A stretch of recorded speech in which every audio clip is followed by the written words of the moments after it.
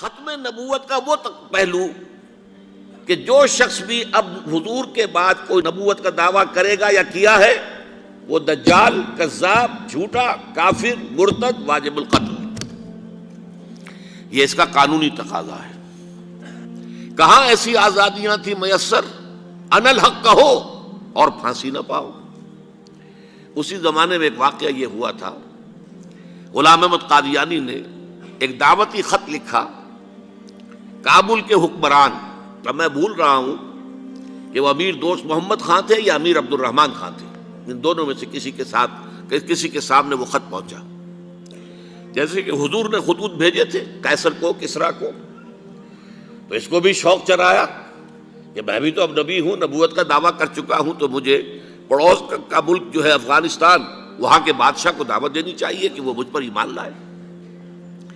جب وہ خط وہاں پہنچا ہے تو امیر کابل نے اسی خط پہ 2 الفاظ لکھ دیے اور واپس کر دیا۔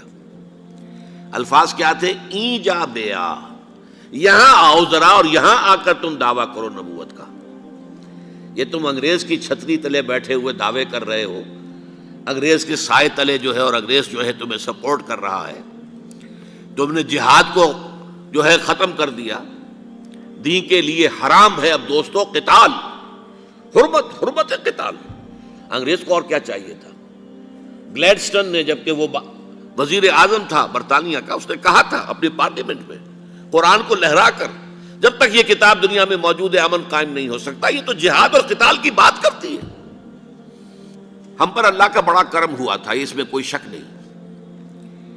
اس ملک میں 1974 میں جو فیصلہ ہوا قادیانیوں کے غیر مسلم اقلیت قرار پانے کا، وہ واقعہ یہ ہے کہ بہت ہی مبارک فیصلہ تھا۔ اس کے لیے تحریک جو اٹھی وہ بھی بہت ہی عمدہ تھی، بہت پرامن تھی، بہت منظم تھی۔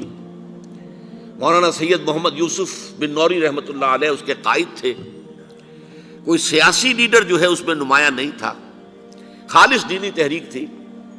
پھر اس وقت ہمارے ہاں حکمران ذوالفقار علی بھٹو، حالانکہ خالص سیکولر ذہن کا آدمی، اور قادیانیوں نے اسے سپورٹ کیا تھا 1970 کے الیکشن میں۔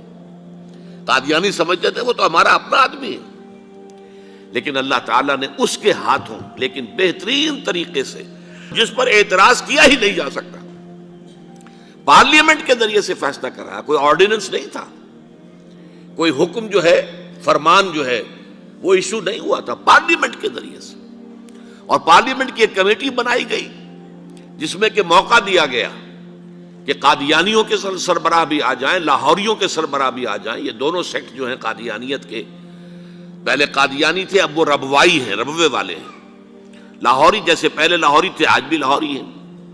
ان دونوں کے سرکردہ لوگوں نے آ کر وہاں پر اس کمیٹی کے سامنے پیش ہو کر بیانات دیے اور کہا، کھل کر کہا۔ ناصر احمد اس وقت جو ہے خلیفہ تھا ان کا، مرزا طاہر احمد کا غالباً بڑا بھائی مرزا ناصر احمد۔ انہوں نے کہا ہم نبی مانتے ہیں، غلام احمد قادیانی کو ہم نبی مانتے ہیں، ڈنکے کی چوٹ کہا۔ لہذا اس کے بعد پارلیمنٹ نے فیصلہ کیا یہ غیر مسلم ہے، اور صحیح فیصلہ کیا۔ لیکن یہ فیصلہ ادھورا ہے، یہ بات آج میں پہلی مرتبہ کہہ رہا ہوں، اسے نوٹ کر لیجیے۔ قادیانیت کے فتنے کو کوئی گزند نہیں پہنچا ہے ان کے غیر مسلم قرار دیے جانے سے۔ وہ فتنہ جوں کا توں پنپ رہا ہے، جوں کا توں پھیل رہا ہے، جوں کا توں وہ اپنے سرطان کی جڑیں پھیلا رہا ہے ہمارے معاشرے میں۔